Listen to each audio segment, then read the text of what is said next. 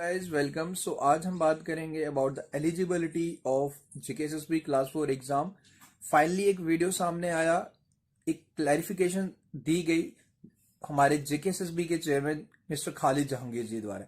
सो सबसे पहले तो आप इस वीडियो क्लिप को देखिए, उसके बाद मैं अपना पॉइंट ऑफ व्यू रखूंगा कि अब इसके बाद क्या हो सकता है, क्या प्रोसेस रहेगा। सबसे पहले आप ये वीडियो क्लिप देखिए जो मिस्टर खालिद जहांगीर जी द्वारा है। आप खुद सुनिए कि क्या कहा गया है अबाउट दिस क्वालिफिकेशन। कोर्स के एग्ज़ाम कंडक्ट आप करवा रहे हो और इसमें मुझे लगता है कि पोस्ट ग्रेजुएट लोगों ने भी अप्लाई किया होगा। तो जब आपका एग्ज़ाम आएगा तो आप जस्टिफाई कैसे कर पाएंगे? वो तो आसानी से कर लेंगे। देखिए, इस पे मेरा जो हमेशा कमेंट रहा है जी वो आज मैं रिपीट करूँगा।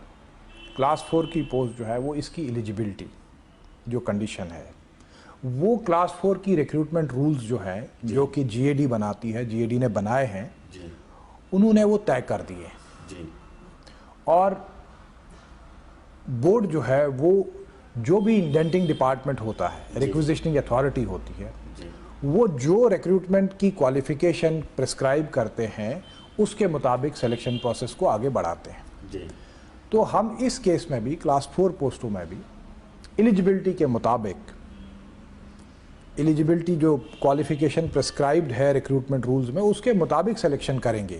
जी अभी तो हमारा फोकस है एग्ज़ाम पे।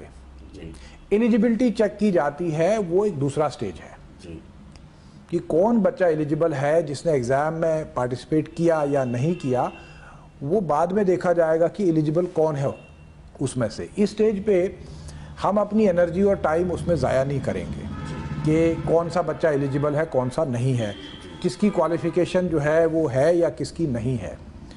तो ये मैं यूँ कहूँगा कि जब वो दरिया आएगा तो हम उस वक्त उसको पार कैसे करेंगे वो तब सोचेंगे। 4 लाख से ज़्यादा कैंडिडेट हैं और कितनी मैन पावर आपको चाहिए इसके लिए?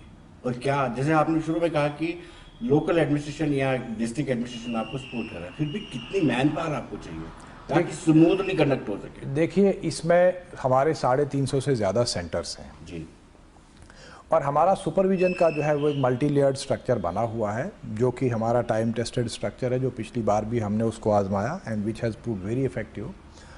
हमारा एक तो डिस्ट्रिक्ट लेवल पे, जैसे कि आपने देखा कि उन्होंने ये बात कही कि जो ये हमारे इस एग्जाम के लिए जो एलिजिबल कैंडिडेट्स थे, जो मेंशन पहले भी किया गया था कि ये 10+2 लेवल के ही स्टूडेंट्स अप्लाई कर सकते थे। हालांकि इसमें अगर आप देखेंगे कि there are lakhs of students जिन्होंने अप्लाई किया, जिनकी क्वालिफिकेशन ग्रेजुएशन या पोस्ट ग्रेजुएशन थी। So now the point is कि अब देखो, यही बात आ गई कि जेकेएसएसबी ने इतने लेट ये क्यों किया, अब इसके पीछे क्या मोटिव। अब जैसे मिस्टर खालिद जहांगीर जी ने कहा कि वो अपनी मैन पावर वो इस स्टार्टिंग फेज में नहीं यूटिलाइज करना चाहते थे कि कौन एलिजिबल है या नहीं during the time of selection. हालांकि ये चीज है कि मैं इतनी बात मैंने एक वीडियो पहले भी बताया था, जब आप फॉर्म फिल करते थे तो जेकेएसएसबी की साइट पे वहां क्लियरली मेंशन किया गया था कि अगर आप बाद में आप पाए जाते हैं कि आपकी क्वालिफिकेशन इससे ज्यादा है, लाइक जो क्वालिफिकेशन मेंशन की यानी 10+2 से अबो है, तो वो डिसक्वालीफाई किए जा सकते हैं, उस पर कोई लीगल एक्शन भी हो सकता है और एड पे कुछ फाइन भी हो सकता है। बट देखो, अब ये मेन पॉइंट है कि अब स्टूडेंट्स इस चीज से उनको इस टाइम की प्रॉपर इंफॉर्मेशन नहीं थी कि क्या ग्रेजुएट्स एलिजिबल है। हमारे there are around lakhs of students and उससे अबो मुझे तो मेरे अकॉर्डिंग आप मुझसे पूछोगे अराउंड कम से कम इसमें 1 लाख अबो स्टूडेंट्स ऐसे हैं जो पीजी एंड जिनकी ग्रेजुएशन थी, जिन्होंने अप्लाई किया एंड फाइनली वो एग्जाम भी देके आ चुके। अब मेरा सवाल ये है कि अगर जेकेएसएसबी, जब ये स्टार्टिंग में ये डाउट काफी ज्यादा स्टूडेंट्स के बिटवीन था कि क्या एलिजिबल है या नहीं, अगर जेकेएसएस, अब स्टूडेंट्स से कहीं हमारी बात होती है जो ग्रेजुएशन है, जिनकी ग्रेजुएशन है, वो बात करते हैं कि अगर अब जेकेएसएसबी ऐसा कर रहा है तो हम श्योरली उनके खिलाफ केस करेंगे, क्योंकि उन्होंने भी अराउंड 7 से 8 महीने इसके लिए प्रिपेयर किया, क्योंकि उनको नहीं पता था कि एलिजिबल है। कुछ डाउट्स में थे कि एलिजिबल है, कोई कह रहे थे नहीं है, कोई कह रहा था है। उन्होंने प्रिपेयर किया, उन्होंने एग्जाम दिया, फाइनली उनका एग्जाम भी अच्छा हो गया।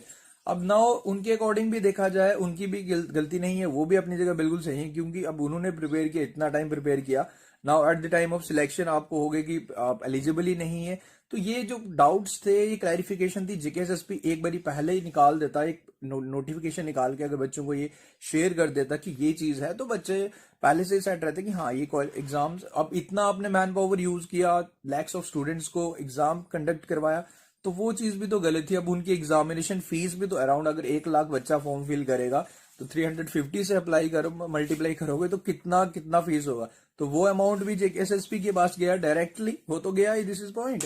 एंड हालांकि अगर वो ये क्लैरिफिकेशन पहले दे देते during the time of advertisement कि graduates are not eligible at all, तो ये पैसा भी बच जाता, हमारे स्टूडेंट्स के अमाउंट बच जाता। अब इतना पैसा तो गया तो जेकेएसएसपी के बाद, this is also the point. And उसके बाद एक नोटिफिकेशन ही निकालना था।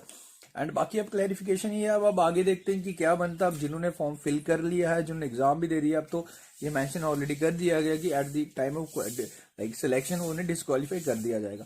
बाकी मेरे पॉइंट ऑफ व्यू से अगर मुझसे पूछोगे अब क्या होना चाहिए था, basically this is the responsibility कि जेकेएसएसबी को ये चीजें पहले मेंशन करनी चाहिए थी। अब एग्जाम भी हो गया, अब ये तुम कर रहे हो एग्जामिनेशन फॉर्म फिलिंग के टाइम आप एक नोटिफिकेशन निकाल के, ये क्योंकि उनसे ऐसा नहीं हो सकता कि खाली जहांगीर जी को पता नहीं था, स्टूडेंट्स काफी अप्रोच कर रहे थे उनसे, इवन काफी मीडिया चैनल्स पे भी इसके रिलेटेड ये मुद्दा उठाया गया था कि क्या एलिजिबल है नहीं है। फॉर श्योर उनको ये चीज पता थी कि ये डाउट है, बट एट एग्जाम होने के बाद ये चीज आई, ये काफी ज्यादा लेट है, ये पहले हो जानी चाहिए थी। अब देखते हैं नेक्स्ट स्टेप क्या होता है। बस दिस इज द अपडेट कि अब फाइनली ये क्लैरिफिकेशन जेकेएसएसबी के चेयरमैन द्वारा दी गई है, during the time of selection graduates will be disqualified if they found to be selected. So guys thank you, share कीजिए इस वीडियो को।